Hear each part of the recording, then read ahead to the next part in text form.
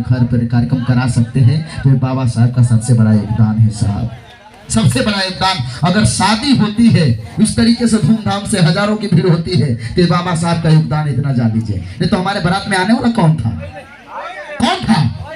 लेकिन गौर कीजिएगा, कहना चाहूंगा उस बाबा साहब के सम्मान में कि अरे मत बनाओ अयोध्या में मंदिर मस्जिद, अरे मत बनाओ अयोध्या में मंदिर मस्जिद, उसमें अल्लाह ना राम बसेगा।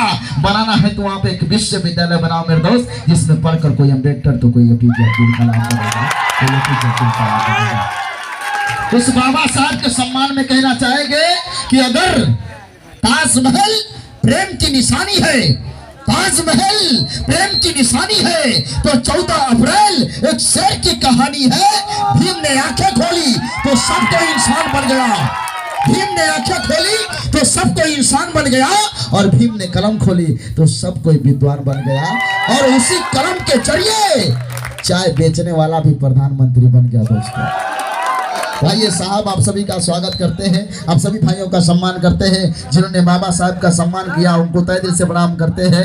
आइए समंच के माध्यम से प्यारा संगीत प्यारा सा नगमा चलाते हैं। कॉमेडी के बेताज बादशाह जिन्हें आप फिल्मों में देखे हैं, सोनू सराबी जी। हे भगवान बोलिए ना, सोनू है, चलो भाई सोनू सराबी जी।